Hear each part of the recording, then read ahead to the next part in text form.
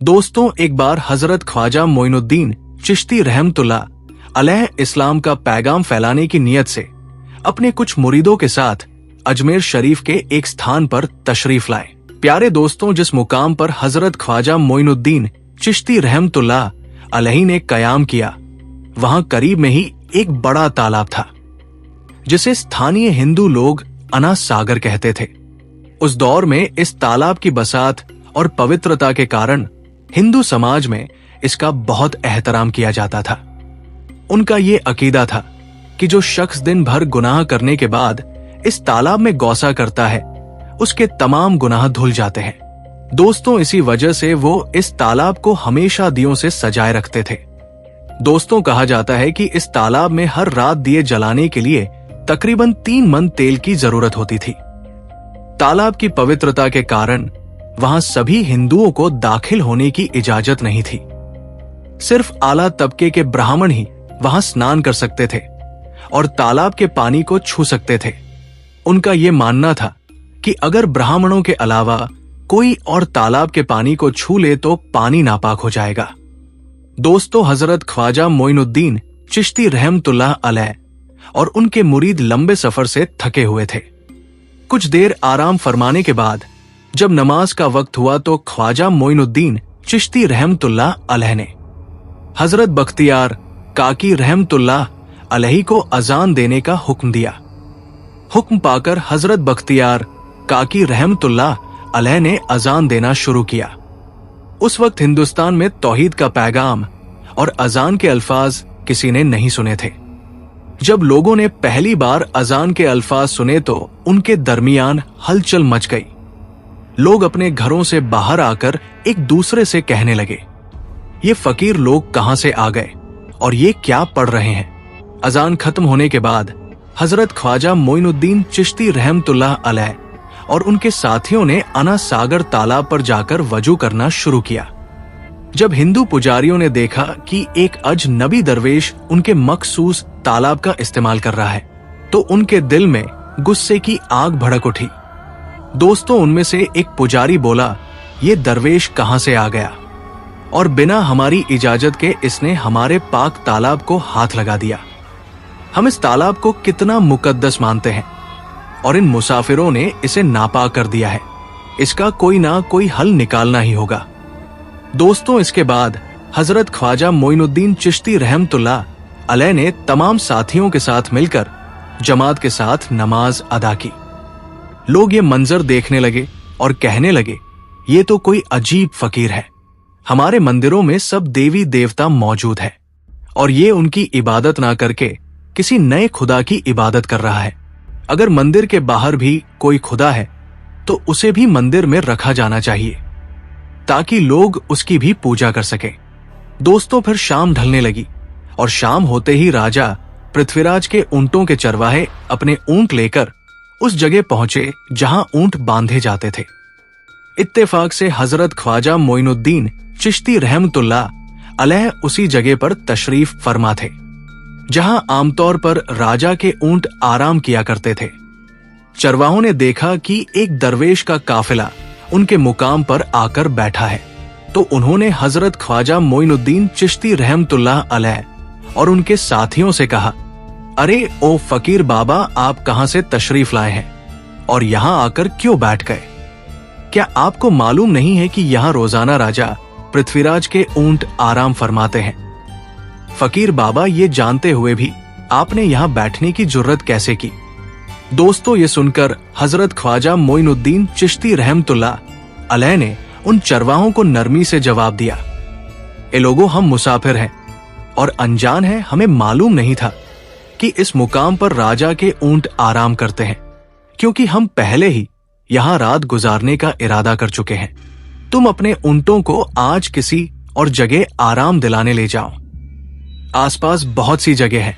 दोस्तों, हजरत ख्वाजा मोइनुद्दीन चिश्ती रहमतुल्लाह अलैह का ये जवाब सुनकर पृथ्वीराज के चरवाहे बोलने लगे कि फकीर की हिम्मत तो देखो, कहता है कि राजा के ऊंटों को कहीं और ले जाओ और खुद यहां आराम से बैठेंगे।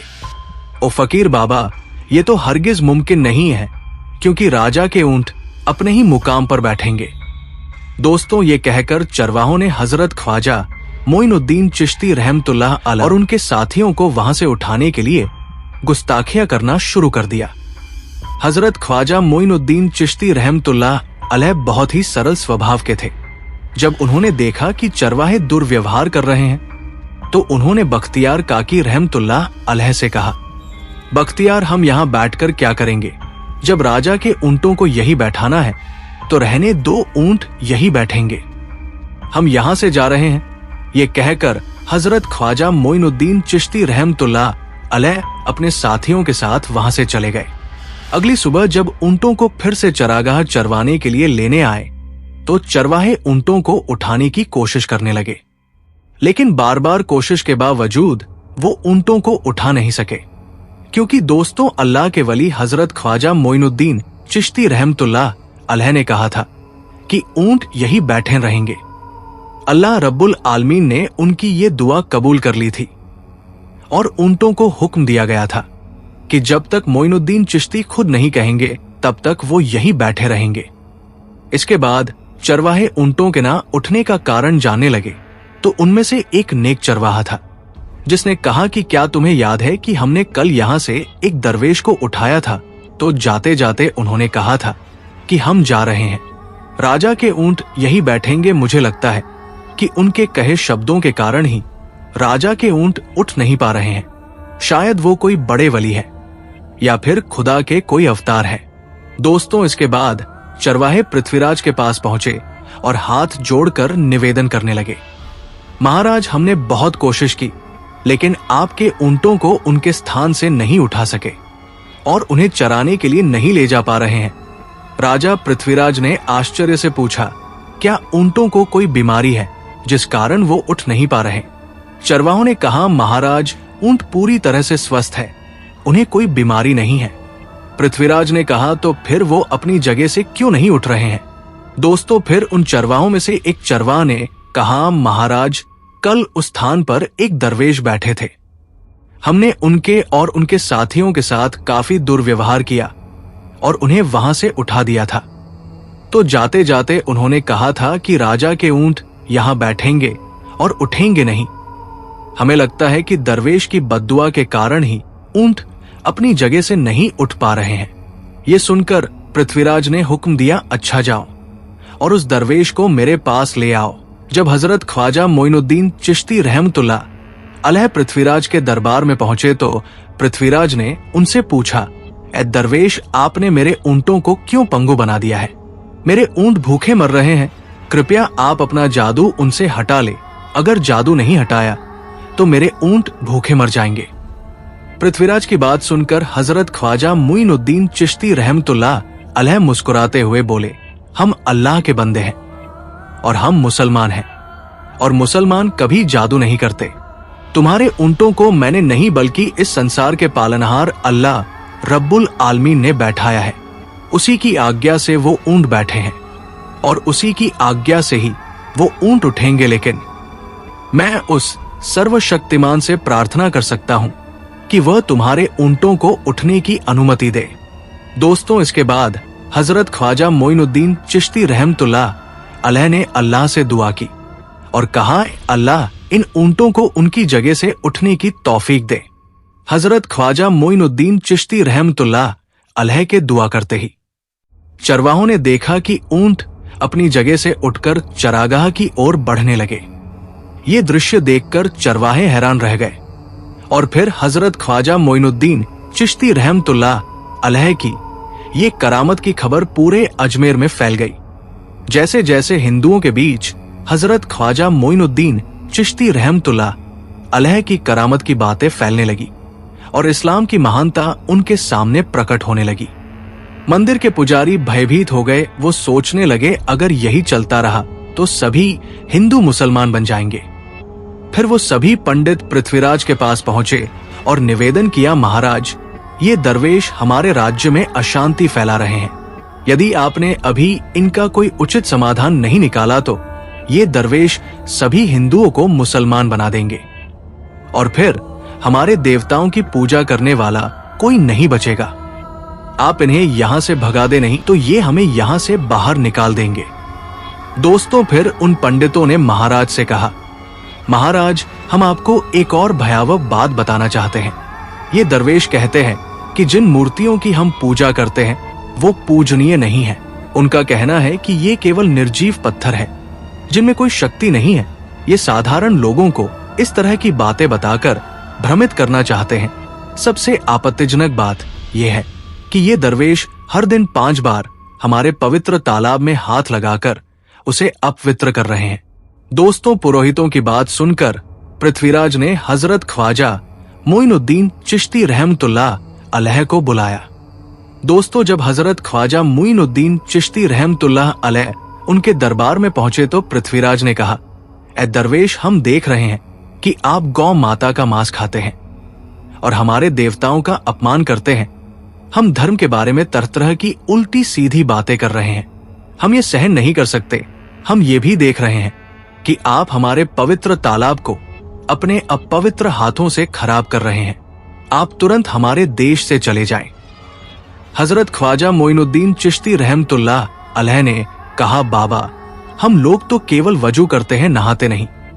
अगर पूरी देह के स्पर्श से आपके तालाब का पानी खराब नहीं होता है तो केवल हमारे हाथ और चेहरे के पानी से तालाब अपवित्र कैसे हो सकता है? ये सुनकर पृथ्वीराज ने कहा, वो सभी लोग हमारे धर्म के हैं, जबकि तुम लोग कहीं और से आ गए हो। तुम हमारे धर्म के नहीं हो, इसलिए तुम्हारे हाथ लगाने से हमारा तालाब अपवित्र हो जाता है। दोस्तों, फिर हजरत ख्वाजा मोइनुद्दीन चिश्ती रहमतुल्लाह अलैह ने कहा, अच्छा बाबा, हम अब आपके तालाब के पानी को हाथ नहीं लगाएंगे, लेकिन हमें पानी की जरूरत है तो हम चाहते हैं कि केवल एक बर्तन में पानी ले ले। पृथ्वीराज ने कहा, ठीक है, तुम पानी ले सकते हो, लेकिन तुम्हारा बर्तन तालाब में लगे, तुम्हारे हाथ नहीं, अगर तुम्हारे हाथ स्पर्श करें तो हम इसके खिलाफ सख्त कार्रवाई करेंगे। राजा के साथ सहमति के बाद हजरत ख्वाजा मोइनुद्दीन चिश्ती रहमतुल्लाह अलैह ने अपने मुख्य खलीफा यानी बख्तियार काकी रहमतुल्लाह अलैह से कहा, बख्तियार, जाओ और राजा के तालाब से एक बर्तन में पानी ले आओ, लेकिन बहुत सावधानी से पानी लेना ताकि तुम्हारा हाथ तालाब के पानी को छू ना सके। बख्तियार काकी रहमतुल्लाह अलैह हजरत ख्वाजा मोइनुद्दीन चिश्ती रहमतुल्लाह अलैह के आदेश का पालन करते हुए आना सागर से पानी लेने गए। उन्होंने बर्तन को तालाब में डुबोया और उनका हाथ पानी को नहीं छू सका, क्योंकि चमत्कारवश पूरा तालाब एक छोटे बर्तन में समा गया। आना सागर पूरी तरह से सूख गया और उसकी तली में केवल सूखी रेत दिखाई देने लगी। जब पुरोहितों ने देखा कि उनके पवित्र तालाब में एक भी बूंद पानी नहीं बची है और वह मरुस्थल की तरह सूख गया है, तो वो घबराते हुए राजा पृथ्वीराज के पास गए और बोले, महाराज, ये तो भारी संकट हो गया है। पृथ्वीराज ने पूछा, क्या हुआ? पुरोहितों ने कहा, उस दरवेश ने हमारे पूरे तालाब का पानी ले लिया है। अब हमारे पवित्र तालाब में एक बूंद भी पानी नहीं है। अगर इस तालाब में पानी नहीं होगा तो हम अपने पापों का प्रायश्चित कैसे करेंगे? दूर दूर से हजारों हिंदू लोग इस तालाब में स्नान करने आते हैं ताकि वो अपने पाप धो सके। अगर पानी नहीं रहेगा तो वे यहां आना बंद कर देंगे, जिससे हमारा बड़ा नुकसान होगा और अजमेर की मान मर्यादा मिट्टी में मिल जाएगी। दोस्तों, पृथ्वीराज गहरे विचार में पड़ गए। वो हजरत ख्वाजा मोइनुद्दीन चिश्ती रहमतुल्लाह अलैह के खिलाफ कोई कठोर कदम उठाने से झिझक रहे थे, क्योंकि उन्हें आशंका थी कि अगर उन्होंने दरवेश के खिलाफ सैनिक भेजे और दरवेश ने सैनिकों पर भी जादू कर दिया तो उनकी परेशानी और बढ़ जाएगी। इसलिए उन्होंने कहा, तुम लोग जाओ और उस दरवेश को मेरे पास बुलाकर लाओ, मैं देखता हूं कि वह क्या चाहता है। अगर उसकी मांग उचित होगी तो हम उसे मान लेंगे, और यदि उचित नहीं हुई तो हम माफी मांगकर अपना तालाब का पानी वापस ले लेंगे। दोस्तों, जब हजरत ख्वाजा मोइनुद्दीन चिश्ती रहमतुल्लाह अलैह पृथ्वीराज के दरबार में पहुंचे तो पृथ्वीराज ने कहा, ए बाबा, आपने हमारे तालाब का सारा पानी ले लिया है, हम अपने पापों का प्रायश्चित कैसे करेंगे? पूरे दिन के पाप हम इस तालाब में स्नान करके धोते हैं। अगर तालाब में पानी नहीं होगा तो हम अपने पाप कैसे धोएंगे? हजरत ख्वाजा मोइनुद्दीन चिश्ती रहमतुल्लाह अलैह ने उत्तर दिया, देखो बाबा, तुम्हारे पास आना सागर है, पर दुनिया के हर कोने में ऐसा तालाब नहीं है। तो क्या वे लोग अपने पाप कैसे धोएंगे? पापों को धोने की ताकत इस तालाब के पानी में नहीं है। पापों को माफ करने वाला केवल अल्लाह है, जिसने आकाश, धरती और पूरी सृष्टि बनाई है। उसकी इजाजत के बिना एक पत्ता भी नहीं हिलता। इसलिए मैं तुम्हें इस भ्रम को छोड़कर सही राह पर आने की दावत देता हूं। दोस्तों, वहां मौजूद हजारों हिंदू हजरत ख्वाजा मोइनुद्दीन चिश्ती रहमतुल्लाह अलैह की बातें मंत्र मुग्ध होकर सुन रहे थे। इसके बाद ख्वाजा साहब ने कहा, जाओ बख्तियार, जिस बर्तन में तुमने तालाब का पानी लिया था उसे वापस तालाब में डालाओ। बख्तियार काकी रहमतुल्लाह अलैह हजरत ख्वाजा मोइनुद्दीन चिश्ती रहमतुल्लाह अलैह के हुक्म से आना सागर में बर्तन का पानी डालने गए। दोस्तों, जैसे ही बर्तन तालाब में डाला तो वैसे ही आना सागर फिर से पानी से लबालब भर गया। इस चमत्कार को देखकर वहां मौजूद कई हिंदुओं ने कलमा पढ़कर इस्लाम कबूल कर लिया। ये देखकर हिंदू पुरोहितों और पंडितों की चिंता बढ़ गई। वो पृथ्वीराज के पास गए और बोले, महाराज, यदि अब कोई उपाय नहीं किया गया तो सारे हिंदू मुसलमान हो जाएंगे। पृथ्वीराज ने कहा, मुझे सलाह दो, इस दरवेश का मुकाबला कैसे किया जा सकता है। पुरोहितों ने कहा, यह दरवेश एक बड़ा जादूगर है, इसलिए इसका मुकाबला भी जादू से करना होगा। हमारे बीच एक बड़े पुरोहित और जादूगर रामदेव है, उन्हें इसके मुकाबले में भेजे। अगर वो जादू से इसे हरा सके तो हम अपने हिंदू धर्म का गौरव फिर से प्राप्त कर सकेंगे। पृथ्वीराज ने रामदेव को बुलाकर कहा, रामदेव, मैं तुम्हें इस दरवेश को जादू से हराने की जिम्मेदारी दे रहा हूं। अगर तुम उसे हरा सके तो हम अपने धर्म का गौरव फिर से पा सकेंगे। रामदेव ने पृथ्वीराज को आश्वस्त करते हुए कहा, महाराज, आप चिंता ना करें, इस दरवेश को हराना मेरे लिए बहुत आसान है। मैं आपके समक्ष हमारे धर्म का गौरव वापस लाकर रहूंगा।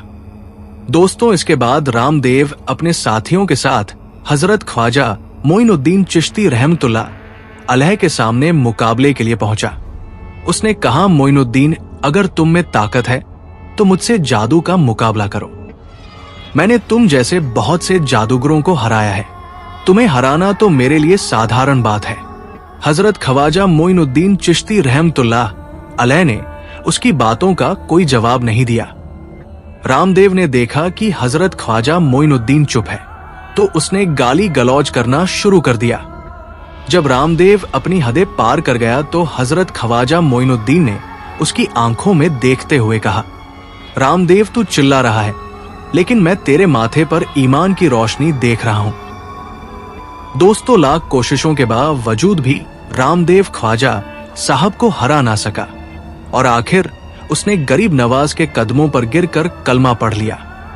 प्यारे दोस्तों, ख्वाजा गरीब नवाज की जिंदगी के बहुत से ऐसे वाक़ये हैं जिसे सुनकर यकीनन इंसानी अक्ल हैरत में पड़ जाती है। खैर, अल्लाह पाक से दुआ है, अल्लाह पाक हमारे सरों पर मोइनुद्दीन हसन चिश्ती का साया कयामत तक बनाए रखे। दोस्तों, कमेंट बॉक्स में आमीन जरूर लिखें।